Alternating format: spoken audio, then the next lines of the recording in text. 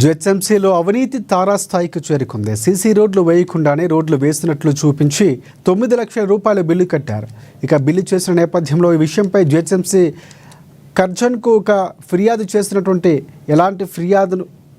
ఎలాంటి స్పందన లేదని కార్పొరేటర్ జంగం శ్వేత మధుకర్ ఆరోపిస్తున్నారు.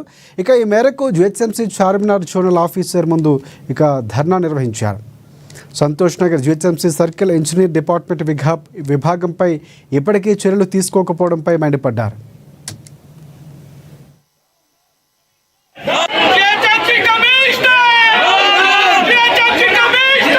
మా ఐఎస్ఎల్ డివిజన్ లో ఒక 10 లక్షల వరకు చేయని వర్క్ బిల్లు కాంట్రాక్టర్ తీసుకోవడం జరిగింది. అంటే వర్కే చేయలేదు, వర్క్ చేయకుండా అది అయితే కార్పొరేటర్ గారు దాన్ని గ్రహించి జిహెచ్ఎంసీ కమిషనర్ కంప్లైంట్ ఇచ్చారు.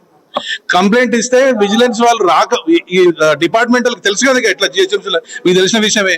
అది జిహెచ్ఎంసీ వాళ్ళకి తెలిసి రాత్రి ఏఈ గారు రాత్రి వర్క్ చేయకపోయారు. చేసినందుకు అక్కడ ఉన్న స్థానికులు బీజేపీ నాయకులు పట్టుకొని తనడం జరిగింది. అయితే మేమేమంటున్నామంటే 10 లక్షల వర్క్ల మీకు క్వాలిటీ చెక్ ఉంటుంది, ఈ గారి డీటెయిల్స్ ఉంటాయి, అందరి డీటెయిల్స్ ఉంటాయి. అది ఎట్లా 10 లక్షల రూపాయలు శాంక్షన్ చేసిండ్రు? వీళ్ళు ఇప్పుడు ఒక ఒక్కరే ఉంటారు కదా, దీంట్లో ఎంతమంది అఫీషియల్స్ ఉంటారు. అందరు ఈ కుంభకోణంలో ఈ స్కామ్ లో అందరు ఇన్వాల్వ్.